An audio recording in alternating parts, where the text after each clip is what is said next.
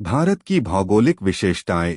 भारत की प्राचीन सभ्यता स्पष्ट रूप से एक सीमांकित उपमहाद्वीप में उदित हुई, जिसकी उत्तर दिशा को संसार की विशालतम एवं सर्वोच्च पर्वत श्रेणी हिमालय की श्रृंखला घेरे हुए है, जो अपने पूर्वी तथा पश्चिमी विस्तारों के साथ भारत को शेष एशिया तथा संसार से पृथक करती है। अवरोध की यह श्रृंखला कभी भी अलंघ्य नहीं रही और सभी युगों में परिवासी एवं व्यापारी दोनों ही ऊंचे और निर्जन दरों के मार्ग से भारत में आते रहे, जबकि भारतीयों ने भी व्यापार तथा संस्कृति का विस्तार अपनी सीमाओं के बाहर इन्हीं मार्गों से किया। भारत की पृथकता किसी समय भी पूर्ण नहीं रही और इसकी अपूर्व सभ्यता के विकास पर पर्वत श्रेणियों के प्रभाव का मूल्यांकन प्रायः आवश्यकता से अधिक किया गया है। भारत की भौगोलिक विशेषताएं। हिमालय। भारत की भौगोलिक विशेषताएं। भारत के लिए हिमालय पर्वत का महत्व उसे पृथकता प्रदान करने में उतना नहीं है जितना कि इस सत्य में है कि वह उसकी दो महान सरिताओं का उद्गम स्थल है। वर्षा ऋतु में बादल उत्तर और पश्चिम की ओर उमड़ते हुए अपनी समस्त आर्द्रता इसके ऊंचे शिखरों पर उड़ेल देते हैं, जहां से सतत द्रवित हिम द्वारा पोषित असंख्य धाराएं दक्षिण की ओर बहती हैं और सिंधु तथा गंगा की महान सरिता प्रणालियों में मिल जाती हैं। अपने मार्ग में वे कश्मीर और नेपाल की घाटियों जैसे छोटे और उपजाऊ पठारों में होकर बड़े मैदान में निकलकर बहने लगती हैं। इन दो सरिता प्रणालियों में से सिंधु नदी, जो अब मुख्य रूप से पाकिस्तान में है, आदिम सभ्यता का केंद्र रही है और इसी ने देश को हिंदुस्तान नाम प्रदान किया है। भारतवासी इस नदी को सिंधु नाम से जानते थे और फारसवासियों ने सके उच्चारण में कठिनाई होने के कारण इसे हिंदू कहकर पुकारा। फारस से यह शब्द यूनान देश में पहुंचा, जहां सारा भारत देश इस पश्चिमी नदी के नाम से विख्यात हुआ। प्राचीन भारतीय अपने उपमहाद्वीप को जम्बूद्वीप, जम्बू वृक्ष का महाद्वीप अथवा भारतवर्ष, पौराणिक सम्राट भरत के पुत्रों का देश के नाम से पुकारते थे। अंतिम नाम आंशिक रूप में वर्तमान भारतीय सरकार द्वारा भी अपनाया गया है। मुस्लिम आक्रमण के साथ फारसी नाम हिंदुस्तान के रूप में आया तथा प्राचीन धर्म को मानने वाले निवासी हिंदू कहलाए। उपजाऊ मैदान। पंजाब का उपजाऊ मैदान, जिसे सिंधु को 5 सहायक नदियां झेलम, चिनाब, रावी, ब्यास तथा सतलज आप्लावित करती हैं, ईसा से 2 सहस्र वर्ष पूर्व उस उच्च सभ्यता का केंद्र रहा है जो सिंधु के निचले मार्ग द्वारा समुद्र तक फैल गई। सिंधु नदी का निचला भाग, जो अब पाकिस्तान में सिंध प्रांत में है, अब उजड़ मरुभूमि से होकर बहता है, यद्यपि किसी समय वह भली प्रकार जलप्लावित एवं उपनाव प्रदेश था। थार अथवा राजस्थान का मरुस्थल तथा छोटी छोटी पहाड़ियां सिंधु तथा गंगा के मैदानों को विभाजित करती हैं। दिल्ली के उत्तर पश्चिम का सिंचित भाग कम से कम ईसा से 1 सहस्र वर्ष पूर्व से ही घमासान युद्धों का रंगमंच रहा है। गंगा के मैदान का अर्ध पश्चिमी भाग सदैव से भारत का आकर्षण केंद्र बना रहा है। इस क्षेत्र में दिल्ली से पटना तक का भाग, जिसमें दोआब अथवा गंगा तथा इसकी सहायक नदी यमुना के मध्य का प्रदेश सम्मिलित है, सदैव से भारत का महत्वपूर्ण स्थल रहा है। इस प्रदेश में, जो कभी आर्यावर्त अर्थात आर्यों की भूमि के नाम से प्रसिद्ध था, भारत की शास्त्रीय संस्कृति का निर्माण हुआ था।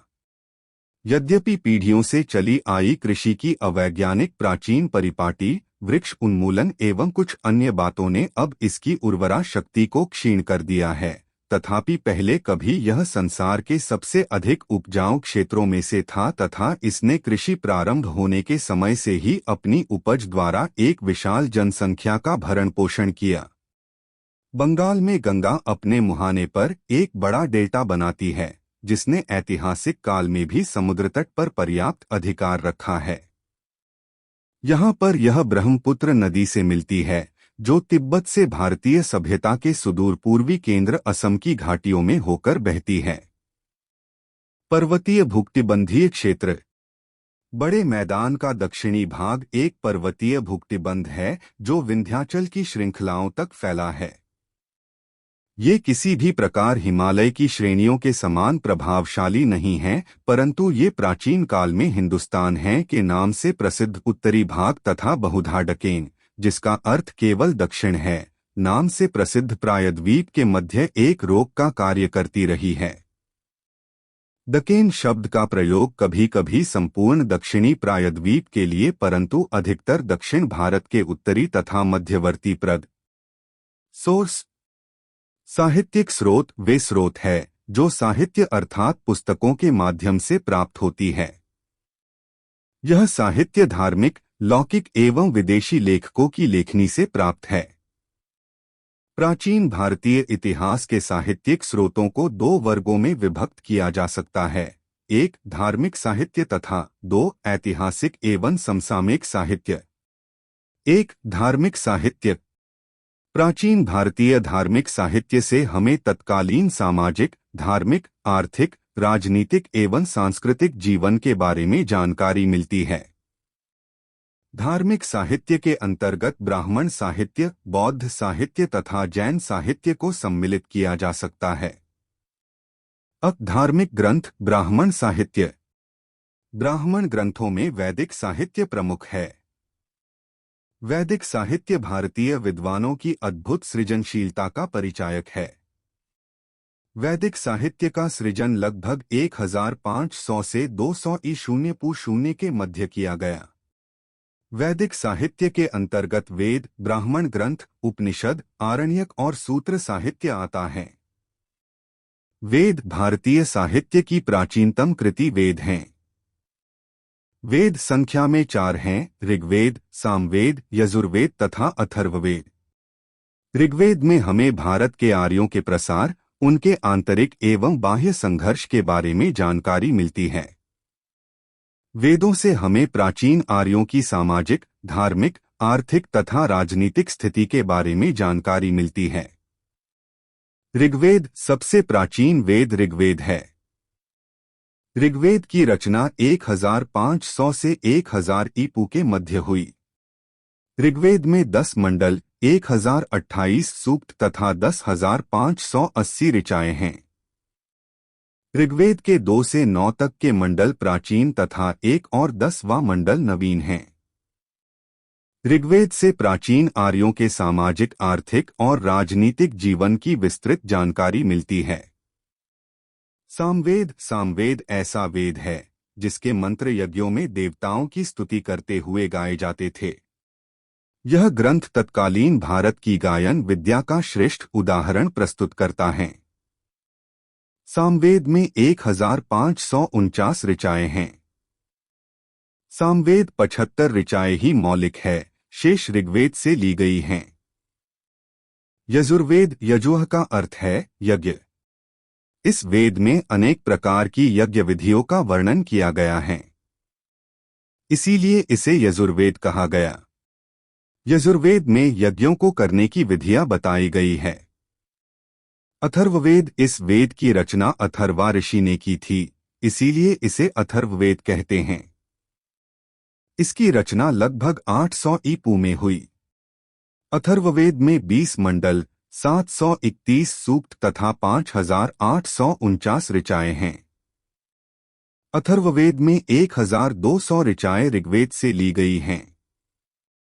अथर्ववेद से उत्तर वैदिक कालीन भारत की पारिवारिक, सामाजिक तथा राजनीतिक जीवन की विस्तृत जानकारी मिलती है। ब्राह्मण ग्रंथ, ब्राह्मण ग्रंथों की रचना हमारे ऋषियों ने वैदिक मंत्रों के अर्थ बताने के लिए की गई थी, ताकि यज्ञों को संपन्न करने में कठिनाई नहीं आए। ब्राह्मण ग्रंथ यज्ञों के मंत्रों का अर्थ बताते हुए उनके अनुष्ठान की विधि बताते हैं। प्रत्येक ब्राह्मण ग्रंथ एक संहिता, वेद से संबंधित है। जैसे ऋग्वेद से ऐत्रेय और कौशिक की ब्राह्मण, सामवेद से तांडस, जैमिनीय ब्राह्मण, यजुर्वेद से शतपथ ब्राह्मण, अथर्ववेद से गोपथ ब्राह्मण संबंधित हैं। इन ब्राह्मण ग्रंथों से तत्कालीन लोगों की सामाजिक, राजनीतिक तथा धार्मिक जीवन की जानकारी प्राप्त होती है। आरण्यक, आरण्यक शब्द की उत्पत्ति अरण्य से हुई है, जिसका अर्थ वन होता है। आरण्यक ऐसे ग्रंथों को कहा जाता है जिनका अध्ययन वन में किया जा सके, अर्थात ब्राह्मण ग्रंथों के अंत में जो अध्याय हैं उन्हें आरण्यक कहते हैं। आरण्यक ग्रंथों में हमारे ऋषियों ने महान ज्ञान प्रधान विचारधारा का सृजन किया है। इनमें यज्ञों के रहस्यों तथा दार्शनिक तत्वों का विवेचन मिलता है। आरण्यक ग्रंथ 7 बताए गए हैं: ऐत्रेय, शांखायन, तैत्तरीय, मैत्रायणी, याध्यंदिन एवं तल्वकार। आरण्यक उपनिषद। उप का अर्थ समीप तथा निषद का अर्थ बैठना होता है, अर्थात वह रहस्य विद्या जिसका ज्ञान गुरु के समीप बैठकर किया जाता था उसे उपनिषद कहा जाता था। उपनिषद भारतीय दर्शन के मूल आधार हैं। इनमें जीव, आत्मा, ब्रह्मा, मोक्ष प्राप्ति, कर्मवाद, पुनर्जन्म आदि के सिद्धांतों का विवेचन मिलता है। इनसे आर्यों के सामाजिक, धार्मिक एवं राजनीतिक जीवन के विषय में जानकारी मिलती है। उपनिषदों में भारत की महान दार्शनिक ज्ञान की संपदा निहित है। अधिकांश विद्वान उपनिषदों की संख्या 108 बताते हैं। इनमें 12 उपनिषद प्रमुख है: ईशावास्य, केन, कठ, प्रश्न, मुंडक, मांडूक, ऐत्रेय, तैत्तरीय, श्वेताश्वर, छांदोग्य, बृहदारण्यक, कौशिकी। उपनिषदों का रचना काल 800 से 500 ईपू माना गया है। जैन ग्रंथ। जैन साहित्य प्राचीन भारतीय इतिहास का महत्वपूर्ण स्रोत है। जैन साहित्य से धार्मिक, सामाजिक, आर्थिक, राजनीतिक एवं सांस्कृतिक पहलुओं पर व्यापक जानकारी प्राप्त होती है। जैन साहित्य में आगम साहित्य का स्थान सर्वोपरि है। इसमें 12 अंग, 12 उपांग, 10 प्रकीर्ण, 6 छंदसूत्र, नंदीसूत्र, अनुयोगद्वार और मूल सूत्र सम्मिलित हैं। वस्तुतः इसकी रचना 400 ईपू से 600 ई के मध्य हुई, जिनको वर्तमान रूप 512-13 ई की बल्लभी में आयोजित संगीति में दिया गया। आगम साहित्य जैन धर्म से संबंधित सूचनाओं के महत्वपूर्ण स्रोत है। जैन ग्रंथों में भद्रबाहु चरित, परिशिष्ट पर्वन, पुण्याश्रव, कथाकोप, लोकविभाग, आवश्यक सूत्र आदि प्रमुख हैं। जैन ग्रंथ तत्कालीन भारत के राजतंत्रों एवं गणराज्यों पर अच्छा प्रभाव डालते हैं। आचारांग सूत्र। आचारांग सूत्र में जैन भिक्षुओं के आचरण और नियमों का वर्णन है। भगवती सूत्र महावीर स्वामी के जीवन के विषय में तथा 6ठी शताब्दी ईपू के उत्तर भारत के महाजनपदों का महत्वपूर्ण ऐतिहासिक विवरण देता है। औपपातिक सूत्र और आवश्यक सूत्र। औपपातिक सूत्र और आवश्यक सूत्र में अजातशत्रु के धार्मिक विचारों का विवरण मिलता है। भद्रबाहु चरित्र। भद्रबाहु चरित्र में चंद्रगुप्त मौर्य के राज्यकाल की घटनाओं का वर्णन मिलता है। भद्रबाहु चरित्र नामक ग्रंथ प्रसिद्ध जैन विद्वान भद्रबाहु तथा चंद्रगुप्त मौर्य के जीवन की घटनाओं पर काफी प्रकाश पड़ता है।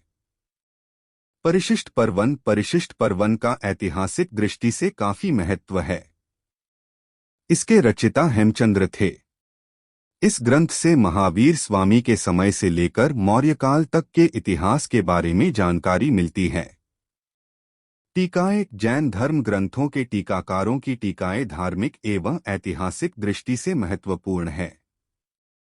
इनमें हरिभद्र सूरी 705-77 ई शून्य शीलांक 832 ई के लगभग, नेमिचंद्र सूरी 11वीं शताब्दी, अभयदेव सूरी 11वीं शताब्दी और मलयगिरी 13वीं शताब्दी की टीकाएं अधिक महत्वपूर्ण हैं।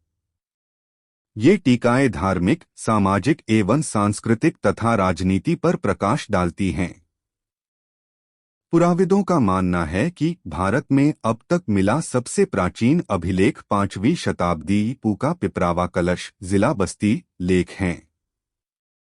इसके साथ ही अजमेर से प्राप्त बडली अभिलेख अशोक के काल से पहले का माना जाता है। अशोक के अभिलेख भारत में पढ़े जाने वाले सबसे प्राचीन अभिलेख है।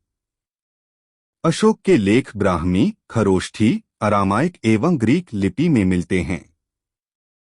साथ ही अशोक के केवल 4 अभिलेखों मास्की, कर्नाटक, निठूर, उदेगोलम और गुज्जरी, जिला दतिया, में अशोक का नाम मिलता है। अशोक के अभिलेखों में शिलालेख, स्तंभलेख, गुहालेख सम्मिलित है। अशोक के 14 बड़े शिलालेख, 15 लघु शिलालेख, 7 स्तंभलेख, 6 लघु स्तंभलेख तथा 4 गुहालेख प्राप्त है। अशोक के स्तंभ लेखों से धर्म प्रचार के लिए किए गए उसके प्रयासों एवं प्रजा की भलाई के लिए किए गए अशोक के कार्यों के बारे में जानकारी मिलती है। अशोक के शिलालेखों से उसके शासन तथा उसके नैतिक सिद्धांतों की जानकारी मिलती है।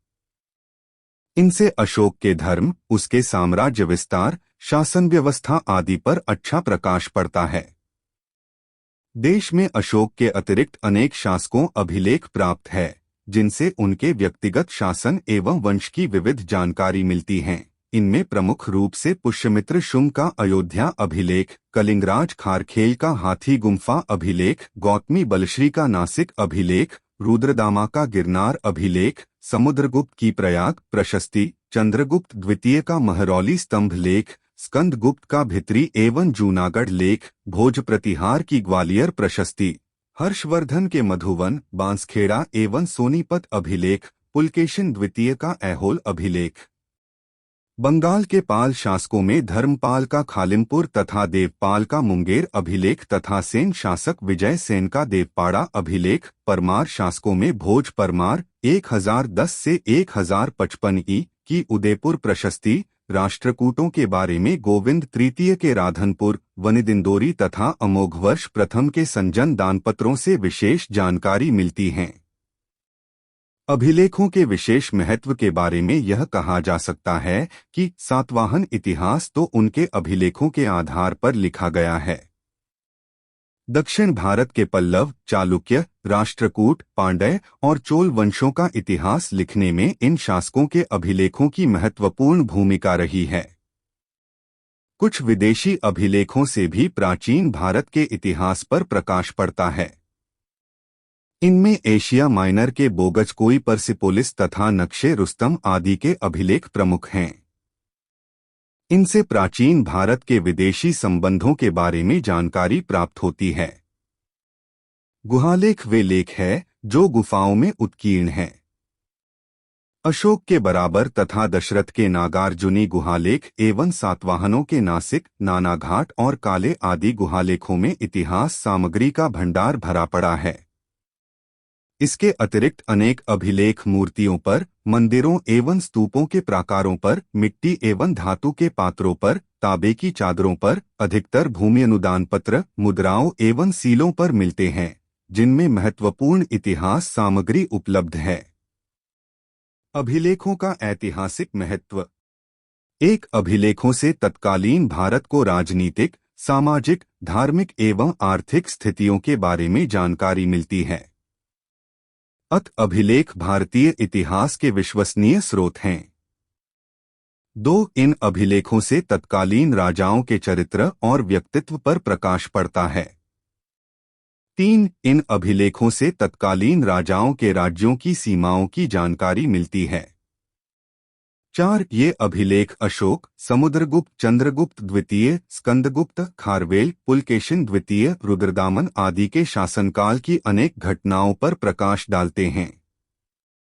5. अशोक तथा अन्य राजाओं के अभिलेखों से उनकी शासन व्यवस्था के बारे में जानकारी मिलती है। 6. कुछ अभिलेखों में राजाओं की वंशावली दी गई है। 7. अभिलेखों से तिथिक्रम निश्चित करने में सहायता मिलती है।